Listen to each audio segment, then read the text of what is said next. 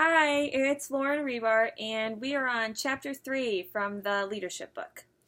So, this chapter talked about the 5 primary approaches for being a leader and how they've evolved over time, and there's 5 of them. So, it was traits, situational, functional, relational, and transformational. And I'm looking at my notes down here, that's why I keep looking down.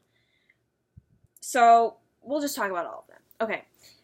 So, early on, scientists focused on traits. So they think that you're either born to be a leader or you're not. Like, it's just how you were born. Um, they don't think that anymore, but I think it's still in question about what makes someone a leader rather than somebody else. I guess it goes back with like the nature versus nurture thing, but I do think that like you're either born to be a leader or you're not. Like, just personally, in my friend group, my one friend is like the leader of our friend group. When we go out, like, she makes the plans. She tells us what time to be there. She tells us when we're gonna leave.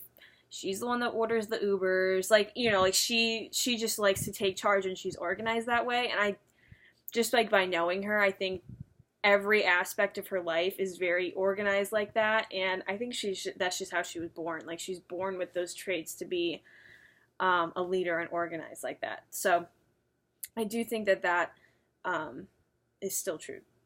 The next one is situational. So that means that depending on who your followers are, the leader switches, or it varies your leadership styles from situation to situation. So this is saying that, and it's analyzing your followers more. So you should focus on the maturity and personality traits of all your followers. Because if you are a leader to a bunch of people who are like super high strung or very like opinionated, you're going to have to be a leader that knows how to compromise and knows how to satisfy everyone's ideas or opinions, whatever the situation is. I think that a good leader always knows how to do that, because you have to like know your audience. The next one is functional. So that's leaders who do certain things and perform certain functions that will allow the group to function better. So that's like people who work well with others and want to make things more task-oriented and organized.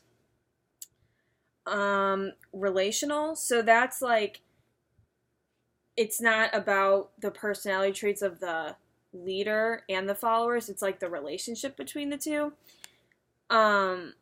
So from my experience, some people say like, oh, like, it's a job, you don't have to have a relationship, like, you're just there to get something done, and it doesn't matter about the relationship you have between each other. But I disagree. In my experience, I've been a coordinator before, so I looked over like so many kids, like, at a pool.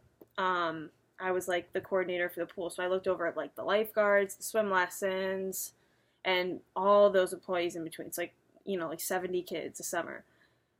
And personally, I tried to have a relationship with every single one of them, because in my experience, like, I'm going to listen to my leader more if they respect me. And I think that I know they respect me if they care about me and care to get to know me, care to make a relationship. So I think that's really important, and a good leader should always care about you and make a relationship with you. It doesn't have to be super, like, detail, but, like, know everyone's name, like, know something about them, know maybe, like, what their personality's like, or, something like that. I think that's important. Another thing that they talked about in this chapter is the LPC scores. So I did that. I did the, I think it was 3.3 or 3.2, the little survey, and my score was 110, which means that I have a high LPC score, and that meant that I was interpersonally oriented. So, based on the story I just told, that makes sense that I got that score, because I think, like, sure, everyone can get their work done, and the argument is that you don't need a relationship to get the work done. But, like, I think it's important, like, why wouldn't you want to work with someone who is kind and cares about you and is uplifting and isn't in, like, a, bad mood all the time? Like, I think it's important that in the workspace, everyone gets along. I think that just makes things better. It makes the environment better, more enjoyable to get the work done.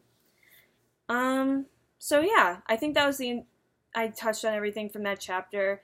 It was kind of interesting, the the 5 different leadership, things, because I think I've personally seen, like, a bunch of different leaders that have done things differently, so all of these make sense. And then I got to find out something about myself, about, my LPC score. So yeah, I will see you for chapter 4.